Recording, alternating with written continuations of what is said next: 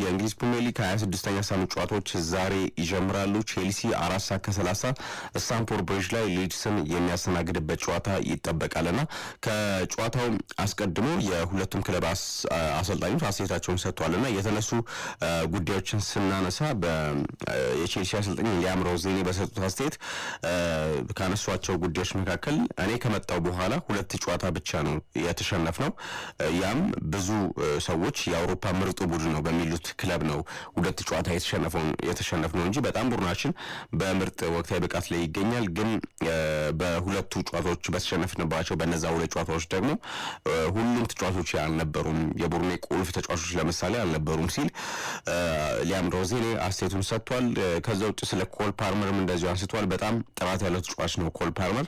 ባለፈው ዓመት ያለ እረፍት ብዙ ጨዋታ አድርጓል እና ጉዳት ተደራርቦበታል በዛ ምክንያትና ምርጥ ብቃቱ ላይ ከሆነ ግን ኮል ፓልመርን የሚያስቆመው ተጫዋች የለም በሚል እንደዚሁ ለተጫዋቹ ያላቸውን ከፍተኛ አድናቆት አንስተው ሊያም ሮዜኒ ዛሬ ከሊድስ ጋር ከሚደረገው ጨዋታ በፊት አስተያየታቸውን ሰጥቷል። ሌላኛው የሊድስ አሰልጣኝ ዳንኤል ፋርክ ደግሞ ቼልሲ በሊያም ሮዜኒ ጥሩ ውጤት አላቸው፣ ተስፋ ያላቸው ተጫዋቾችም እንደዚሁ በክለቡ አሉ፣ ግን እኛም ጥንካሬያችንን ለማውጣት ምን ማድረግ እንዳለብን እናውቃለን፣ ማንንም አንፈራም ሲሉ የሊድስ አሰልጣኙ ዳንኤል ፋርክ አስተያየታቸውን ሰጥተዋል። በመጀመሪያው ዙር እንደሚታወቀው ሊድስ 3-1 በሆነ ውጤት ቼልሲን ማሸነፉ ይታወቃልና ዛሬ ስታንፎርድ ብሪጅ ላይ የሚለው የሚጠበቅ ነው የሚሆነው። ሁለቱም ከድል ማግስት ነው የዛሬውን ጨዋታ የሚያደርጉት። ባለፈው በ25ኛ ሳምንት ያደረጉትን ጨዋታ ሁለቱም ክለቦች ማሸነፋቸው የሚታወቅ ነውና በድጋሚ ድላቸውን ለማስቀጠል የሚደረግ ጨዋታ ስለሆነ ጠንካራ ፍክክር ይደረግበታል ተብሎ ይጠበቃል። ሊድስ እንደሚታወቀው ለትልልቅ ክለቦች በዚህ ውድድር ዓመት ፈተና የሆነ ክለብ ሆኖ ተመልክተነዋልና ከዛ አንጻር ዛሬም ቀላል ተጋጣሚ ይሆናል ተብሎ አይጠበቅም ከቼልሲ ጋር በሚደረገው ጨዋታ። ሌሎችም ጨዋታዎች እንደዚሁ ይቀጥላሉ። ማንቸስተር ዩናይትድ ከሜዳው ውጭ ዌስትሃምን የሚገጥምበት ጨዋታ እንደዚሁ ይጠበቃልና በተለይም ይህ ጨዋታ በጣም ትኩረት የሳበው አንደኛው ጉዳይ በዩናይትድ በተከታታይ 5 ጨዋታዎችን ካሸነፈ ጸጉሬን እቆረጣለሁ ያለው ደጋፊ ጉዳይ ነውና የዚህ ደጋፊ ጉዳይ ትኩረት ይዞ እንደቆየ ይታወቃልና ትናንትና በነበረው ጋዜጣዊ መግለጫ ላይ ማይክል ካሪክም እንደዚህ ጥያቄ ተነስቶላቸዋል። ስለዚህ ደጋፊ ምን ይሰማቸዋል በሚል አንስቷልና ያው ስለዚህ ደጋፊ ልጆች ነግረውኝ ሰምቻለሁ፣ ነገር ግን ያው ምንም አይነት ተጽዕኖ የሱ ጸጉር አለመቆረጥ እኛ ላይ ተጽዕኖ አይፈጥርም፣ ፕሮፌሽናል መሆን አለብን በሚል አስተያየቱን ሰጥቷልና ያው የዚህ ደጋፊ ጉዳይ በጣም አነጋጋሪ ነው። ዛሬ ዌስትሃምን ማሸነፍ ከቻለ ማንቸስተር ዩናይትድ ከ18 ወራት ወይንም ከ500 ቀናት በኋላ ደጋፊ ጸጉሩን የሚቆረጥበት እድል ይፈጠራልና ከማንቸስተር ዩናይትድ የዛሬው ጨዋታ በተጨማሪ የደጋፊውን ድርጊት በጣም መነጋገሪያ ሆኖ የቆየ ጉዳይ ስለሆነ የዛሬው የዌስትሃም ጨዋታ ከማንቸስተር ዩናይትድ በተከታታይ ካደረጋቸው ድሎች በመነሳት በጣም ከፍተኛ ትኩረት የተሰጠው ጨዋታ ሆኗልና የደጋፊው ከዚህ በሰጠው ጋዜጣዊ መግለጫ እንደሚታወቀው በጸጉሩ ምክንያት የሚገኘውን ገቢ እንደዚሁ ለበጎ አድራጎት ተግባር እንደሚያውል አሳውቆ ነበረ እና ይህ ደጋፊ ያው የተሳለው ስለት በጣም በርካቶችን ያነጋገረ እንደነበር የሚታወቅ ነውና ዛሬ ማንቸስተር ሲቲን፣ አርሰናልን፣ ፉልሃምን እና ቶተንሃምን ያሸነፈው ማንቸስተር ዩናይትድ ዛሬስ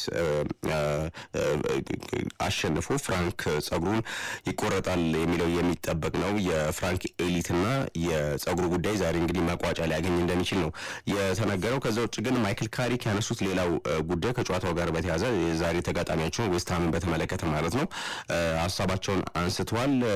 ዌስትሃም በመልሶ ማጥቃት ጥሩ የሆነ ቡድን እናውቃለን፣ ይህንን ስጋት መቋቋም አለብን፣ ለዛም ተዘጋጅተናል የሚል አስተያየት እንደዚሁ አሰልጣኙ አንስተዋል። ጉዳት ላይ ስላሉ ተጫዋቾችም እንደዚሁ ማይክል ካሪክ አንስተዋል። ሜሰን ማውንትን በተመለከተ በቀጣይ ጨዋታ ይመለሳል፣ በቀጣይ ከኤቨርተን ጋር በሚደረገው ጨዋታ ወደ ሜዳ ይመለሳል ሲል ተናግሯል። ከዛ ውጭ ማቲያስ ዴሊት ደግሞ ከሁለት ጨዋታዎች በኋላ ወደ ሜዳ ሊመለስ እንደሚችል እና አሁን በፍጥነት ተጫዋቹ እያገገመ እንዳለ አሰልጣኝ ማይክል ካሪክ ከዌስትሃም ጨዋታ አስቀድሞ በሰጠው ጋዜጣዊ መግለጫ ላይ አንስቷል። በመጀመሪያው ዙር ጨዋታ እንደሚታወቀው የሁለቱ ክለቦች ጨዋታ 1-1 መጠናቀቁ የሚታወስ ነው። ዛሬስ በጣም በወቅታዊ ጥሩ አቋም ላይ የሚገኘው የአሰልጣኝ ማይክል ካሪክ ቡድን ምን አይነት ውጤት ያስመዘግባል የሚለው የሚጠበቅ ነው የሚሆነው ምሽት 5 ሰዓት ከሩብ ነው ይህ ጨዋታ የሚጀምረው። ዌስትሃምን ከማንቸስተር ዩናይትድ የሚያገናኘው ጨዋታ ማለት ነው። ምሽት 4 ሰዓት ከ30 ደግሞ ኤቨርተን እንደዚሁ ከበርንማውዝ ይጫወታሉ። ቶተናም ከኒውካስል ጋር የሚያደርጉት ጨዋታ እንደዚሁ በተመሳሳይ ምሽት 4 ሰዓት ከ30 ይደረጋልና የዛሬ የ26ኛ ሳምንት ጨዋታዎች በእነዚህ መርሃ ግብሮች የሚጀምሩ ነው የሚሆነው።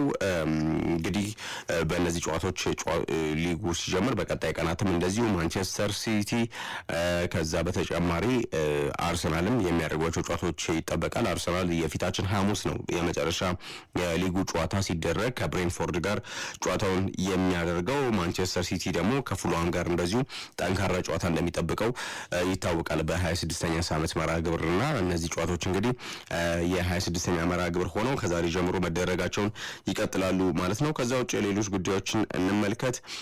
ስለ ኒውካስልና ስለ ኤዲሃው ጉዳይ እናንሳ። ኤዲሃው እንደሚታወቀው በዚህ ሳምንት ሽንፈት ከገጠማቸው በኋላ በብሬንፎርድ ከፍተኛ ተቃውሞ ከክለባቸው እየቀረበባቸው ነው የሚገኙትና በርካታ መረጃዎች ምናልባት ኤዲሃው ስራቸውን ሊለቁና ከኒውካስል ሊሰናበቱ እንደሚችል እየተነገረ ነው የሚገኘው። በተለይ 3-2 ባለፈው ከብሬንፎርድ ጋር ባደረጉ ጨዋታ ከተሸነፉ በኋላና የደጋፊዎች ተቃውሞ በከፍተኛ ሁኔታ ከተሰማ በኋላ አሰልጣኙ ስራዬን በሚገባውና በሚጠበቀው ልክ እያከናወንኩ አይደለም ማለታቸው የተሰማ ሲሆን ክለቡን ለመልቀቅ ደግሞ ትክክለኛ ሰው እንዳልሆንኩ የተሰማኝ ጊዜ ስራዬን ለመልቀቅ አላመነታም የሚል አስተያየት ሰጥቷል። ኒውካስል ካለፉት 8 ጨዋታዎች ማሸነፍ የቻለው አንዱን ብቻ ነው። በሊጉ የደረጃ ሰንጠረዥ አሁን ላይ 12ኛ ላይ ተቀምጧል። እንደሚታወቀው በ2021 ነበር ኒውካስልን አሰልጣኝ ኤዲ ሃው የተረከቡት። ባለፈው የውድድር ዓመት ሊቨርፑልን አሸንፈው የካራባ ዋንጫ እንዲያሳካ ችሏል። ለ2 ዓመታትም የአውሮፓ ቻምፒየንስ ሊግ ተሳትፎን አግኝቷልና ነገር ግን ካላቸው ስብስብ አንጻር ኒውካስላውያን ይህ ውጤት አይገባንም በሚል ባለፈው አሰልጣኙ ላይ ከፍተኛ ተቃውሞ ማሰማታቸው የሚታወቅ ነውና ይህንን ተከትሎ የኤዲ ሃውና የኒውካስል የሚለያዩበት ቀን እንደቀረበ ብዙዎች እያነሱ ነው የሚገኙት። ከዛ ውጭ የሚኬል ሜሬኖን ጉዳይ እናንሳ። ሚኬል ሜሬኖ እንደሚታወቀው የእግር ጉዳት አጋጥሞት በተለይ ከማንቸስተር ዩናይትድ ጋር በነበረው የፕሪሚየር ሊግ ጨዋታ ከዛ በኋላ ወደ ሜዳ አልተመለሰምና ስፔን ያገግሞ ወደ ሜዳ የሚመለስበት ቀን እስካሁን ድረስ እርግጥ አይደለም። የካቲት ወር መጨረሻ ላይ ተመልሶ ግን የሚጫወትበት እድል እንዳለ ትናንትና በርካታ መረጃዎች ሲወጡ ነበረ። ለተጫዋቹ እንደሚታወቀው አርሰናል ዘንድሮ በውድድር ዓመቱ በሚያደርገው ከፍተኛ የዋንጫ ፉክክር ውስጥ ትልቅ አስተዋጽኦ ያበረከተ ተጫዋች ነው እና እስከ ውድድር ዓመቱ መጨረሻ ወደ ሜዳ ካልተመለሰ ለመድፈኞቹ ብቻ ሳይሆን ለስፔን ብሔራዊ ቡድን የዓለም ዋንጫ ተሳትፎ በጣም ትልቅ ጉዳት ነው። እንደሚታወቀው የስፔን ብሔራዊ ቡድን በጣም ወሳኝና ቁልፍ ተጫዋች እንደሆነ ይታወቃል ሚኬል ሜሬኖ እና ያንን ተከትሎ ነው ከአርሰናል በተጨማሪ የስፔን ብሔራዊ ቡድንም እንደሚጎዳ ሲነገር የነበረው። ተጫዋቹ ግን ሕክምናው ትናንትና የቀዶ ጥገና እንዳደረገ ተነግሯል። ሕክምናውን በተመለከተና ቀዶ ጥገናው በኋላ በፍጥነት ወደ ሜዳ ሊመለስ እንደሚችል ተነግሯል።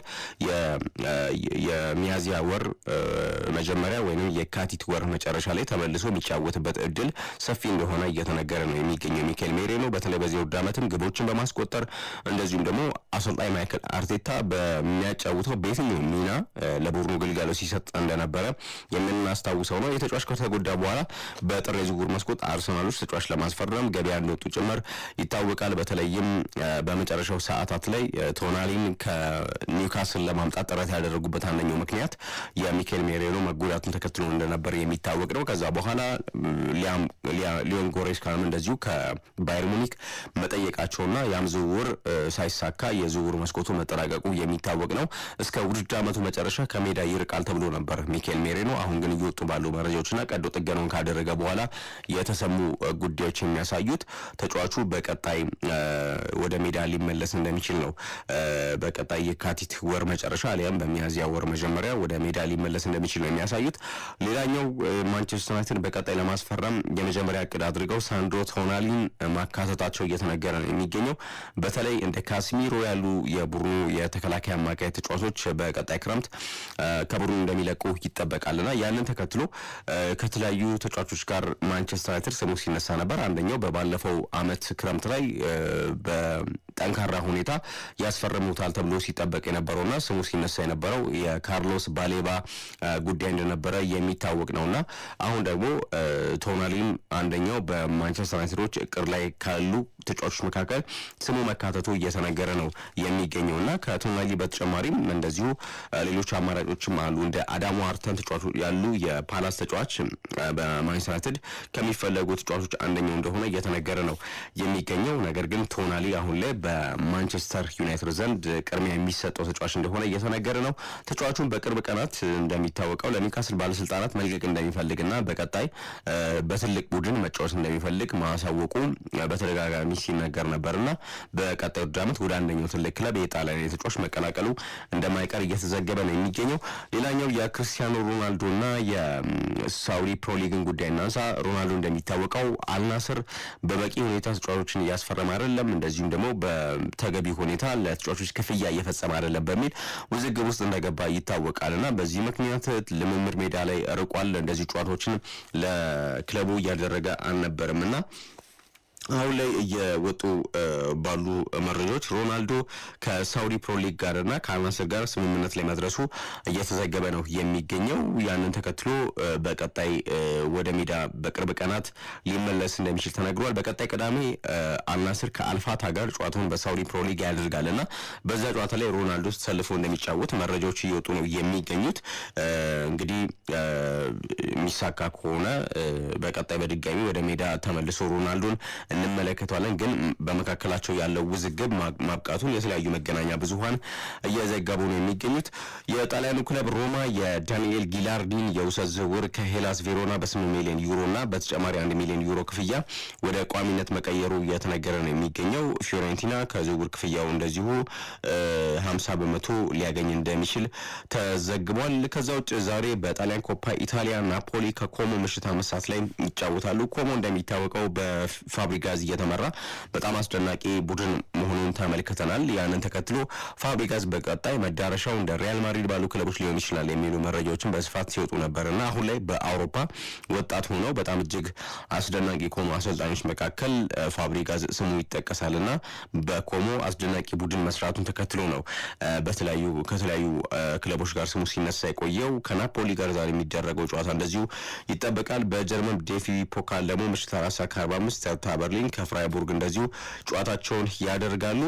አንዳንድ መረጃዎችን ደግሞ ስንመለከት ቪክቶር ዮኬሬሽ እንደሚታወቀው ግብ ወደ ማስቆጠሩ ተመልሷልና 2026 ከገባ በኋላ የፕሪሚየር ሊግ ተጫዋች ሆነው በሁሉም ውድድሮች ብዙ የጎል ተሳትፎ በማድረግ ቪክቶር ዮኬሬሽ ቀዳሚ ሆኗል።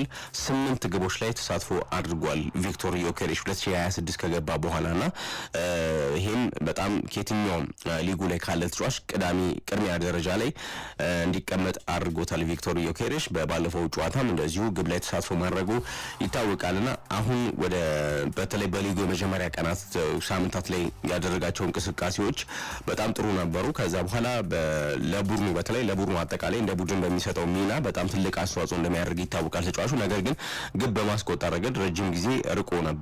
ከዛ በኋላ ግን አሁን በተደጋጋሚ ግቦችን እያስቆጠረ ወደ ጎል ተሳትፎ ተመልሷል። ከቪክቶር ዮኬሬሽ በመቀጠል ግን ብሩኖ ፈርናንዴስ፣ ፍሎሪያን ቨርዝ እና ኢንዞ ፈርናንዴስ 7 ግቦች ላይ ተሳትፎ በማድረግ 2026 ከገባ በኋላ ከቪክቶር ዮኬሬሽ ቀጥለው ከፍተኛ ተሳትፎ ያደረጉ ተጫዋቾች መሆናቸው እንደዚሁ ተነግሯል እና ይሄ በተለይ ለአርሰናል ደጋፊዎች ጥሩ የሚባል ዜና ይመስለኛል የቪክቶር ዮኬሬሽ ግብ ወደ ማስቆጠር መመለሱ። ከዛ በተጨማሪ የኬቨን ደብሮይነ እና የብሩኖ ፈርናንዴስ ጉዳይ ትናንትና የተቀራረበ ስታታቸው በጣም መነጋገሪያ ሆኗል እና ኬቨን ደብሮይነ ከ2015 ጀምሮ በፕሪሚየር ሊጉ እንደቆየ ይታወቃልና ከ2015 ጀምሮ ኬቨን ደብሮይነ ያስቆጠረው ጎል አሁን እሱ ላይ ለመድረስ ብሩኖ ፈርናንዴስ መቃረቡ እየተነገረ ነው። 72 የሚጠጉ ግቦች ነው ኬቨን ደብሮይነ ያስቆጠረው ከ2015 ጀምሮ በሊጉ በነበረው ቆይታና ብሩኖ ፈርናንዴስ ግን እንደሚታወቀው በ2020 እንደመጣ ይታወቃል ወደ ሊጉና 68 ግቦችን በአጠቃላይ አስቆጥሯል እና የኬቨን ደብሮይነ ሪከርድ ላይ ለመድረስ 4 ግቦች ብቻ ነው የሚቀሩትና ይሄ ለብሩኖ ፈርናንዴዝ ምን ያህል ምንም እንኳን ያው ሜዳ ላይ የሚያሳየው የመነጫነጭ ባህሪ ብዙዎች ችሎታውን ደብቆታል በሚል እያነሱ ነው የሚገኙት። አሰልጣኝ ማይክል ካሪክ ከመጣ በኋላ ደግሞ ተጫዋቹ በማንቸስተር ዩናይትድ ያለው ሚናና ተጽዕኖ ምን ያህል ቁልፍና ወሳኝ እንደሆነ እየተመለከተ ነው የምንገኘው እና በአጠቃላይ በሊጉ ከ2015 ጀምሮ ብሩኖ ፈርናንዴዝ ከ2020 ጀምሮ 68 ግቦችን ብሩኖ ፈርናንዴዝ ሲያስቆጥር ከ2015 ጀምሮ ረጅም ዓመታቶች ናቸው። ኬቨን ደብሩይነ 72 ግቦችን አስቆጥሯልና 4 ግቦችን ካስቆጠረ የኬቨን ደብሩይነን የጎል መጠን ላይ እንደሚደርስ እንደዚህ የወጣው መረጃ ያሳያልና በስም ደረጃ ስንመለከታቸው በጣም የተራራቀ ይመስል ነበር የሁለቱ አስተዋጽኦ። ነገር ግን አሁን ላይ ብሩኖ ፈርናንዴዝ እዚህ ቁጥር ላይ መቃረቡ እየተዘገበ ነው የሚገኘው። ከዛ ውጭ በዚህ ሳምንት ግብ ያስቆጠረው ሊንክ ብራውት ሃላንድም ያው ረጅም ጊዜ ከሜዳ መራቁ ይታወቃል። ባለፈውም በጣም ከረጅም ጊዜ በኋላ ነው ጎል ያስቆጠረውና ኤርሊንግ ብራውት ሃላንድ ግን በእንግሊዝ ከተጫወተባቸው 24 ስቴዲየሞች መካከል 23ቱ ላይ ግብ አስቆጥሯል። ግብ ያላስቆጠረው ስታዲየም ኦፍ ላይት ሰንደርላንድ ላይ ብቻ ነው እና ሌሎቹ ክለቦች ሁሉም ስቴዲየሞች ላይ ግብ አስቆጥሯል። የስቴዲየም ኦፍ ላይት ግን ለኤርሊንግ ብራውት ሃላንድ እስካሁን በጣም ከባድ ከሚባሉ ስቴዲየሞች አንደኛውና ብቸኛው ስቴዲየም ሆኖ ቆይቷል። ሌሎቹ ስቴዲየሞች ላይ በሙሉ ኤርሊንግ ብራውት ሃላንድ ግብ እንዳስቆጠረ ቁጥራዊ መረጃዎቹ ያሳያሉና ይሄ በጣም አነጋጋሪ ጉዳይ ሆኖ ነበረ ከኤርሊንግ ብራውት ሃላንድ ጋር በተያዘ